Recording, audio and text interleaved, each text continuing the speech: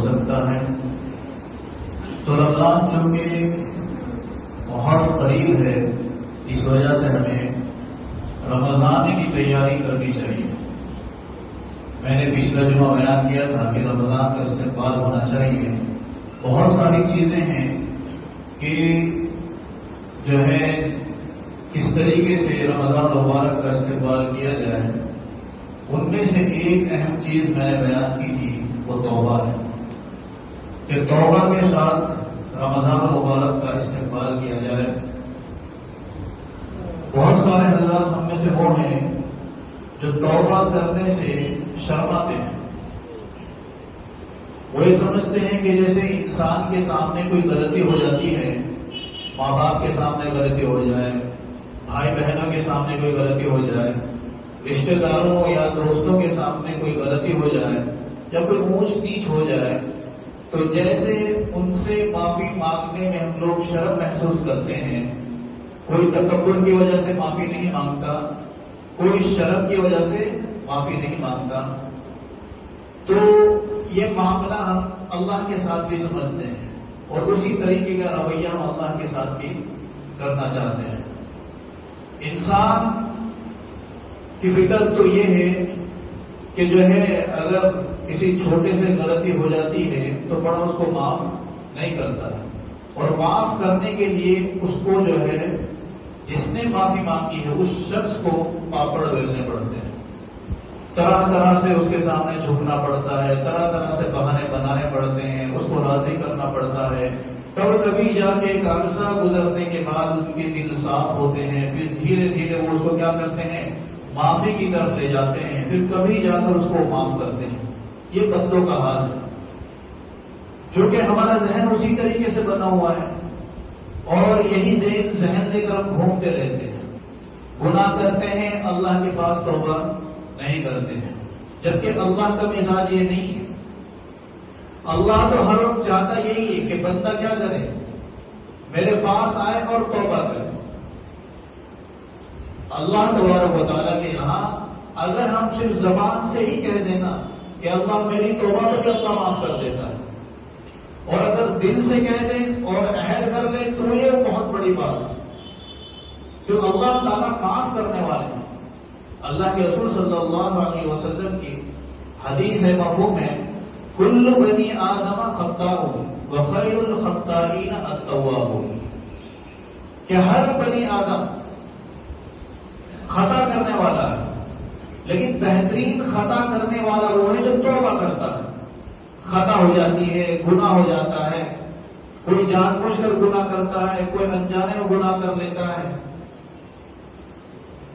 گناہ چاہے جس طریقے کا ہو، لیکن جب ہم اللہ کے سامنے جائیں اور اللہ سے توبہ کریں تو محترم دوستو فرمایا وخیر الخطائین التوابون، تو بہترین خطا کرنے والا بندہ وہ ہے جو توبہ کرتا ہے، اس کو اپنے گناہ پر ندامت ہوتی ہے، شرمندگی محسوس کرتا ہے، اور گناہ کو گناہ سمجھتا ہے کہ ہاں میں نے گناہ کر لیا ہے، دل میں احساس پیدا ہوا، شرمندہ ہوا، اب اللہ کے سامنے توبہ کرتا ہے تو وہ دوست اللہ تعالیٰ فوری طور پر اس کو معاف کر دیتے ہیں، ایک سیکنڈ میں ہی لگاتے معاف کرتے، ایک سیکنڈ میں۔ اس لیے قرآن میں اللہ تعالیٰ نے فرمایا قل، اے محمد کہہ دیجیے امت سے اپنی، یا عبادی الذین اسرفوا، وہ میرے بندے جنہوں نے اپنے آپ پر ظلم کر لیا ہے، جنہوں نے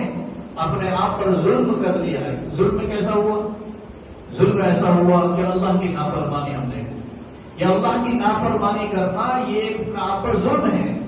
اپنے نفس پر ظلم ہے۔ یہاں ہمیں پتہ نہیں ہوتا، لیکن جب گناہوں کی سزا اللہ تبارک و تعالیٰ کل قیامت کے دن دیں گے، اس دن ہمیں احساس ہوگا کہ واقعی ہم نے اپنی جان پر ظلم کیا ہے، اپنے نفس پر ظلم کیا ہے۔ جب یہ بدن ہمارے گناہوں کی وجہ سے جہنم کے اندر جائے گا،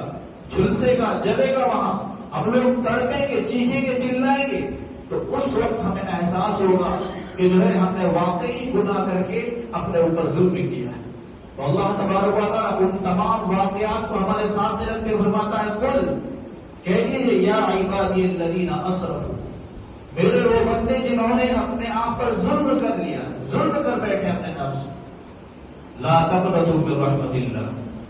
اللہ کی رحمت سے کبھی مایوس نہیں ہونا چاہیے، کبھی مایوس مت ہونا، کتنے ہی گناہ کیوں نہ ہو جائے۔ حضرت ابو ہریرہ رضی اللہ تعالی عنہ کی ایک حدیث جس کا مفہوم ہے کہ اگر آپ لوگ گناہ کریں اور گناہ کرتے کرتے اتنے ہو جائیں کہ آسمانوں تک اس کی تہ پہنچ جائے، کوئی گناہ کر سکتا ہے؟ اتنے گناہ کوئی کر سکتا ہے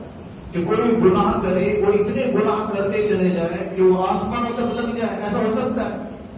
چاند کہاں ہے، سورج کہاں ہے، کہکشائیں کہاں ہے، پھر پہلا آسمان کہاں ہے، کسے پتا؟ آج تک نہیں پتا۔ اتنے گناہ کوئی کر سکتا ہے؟ فرمایا کہ ایک بندہ اتنا گناہ کرے کہ تہ لگاتے لگاتے لگاتے آسمان تک پہنچ جائے، اتنے گناہ کرے، لیکن سچے دل سے ایک مرتبہ کہتے اے اللہ میری توبہ، اللہ میں تمام گناہوں سے معافی مانگتا ہوں، مجھے معاف کر۔ اللہ تبارک و تعالیٰ اتنے گناہ ہونے کے باوجود بھی سیکنڈ میں لگاتے معاف کر، ایک سیکنڈ میں معاف کر۔ بندوں کے ایسا حال نہیں ہے اللہ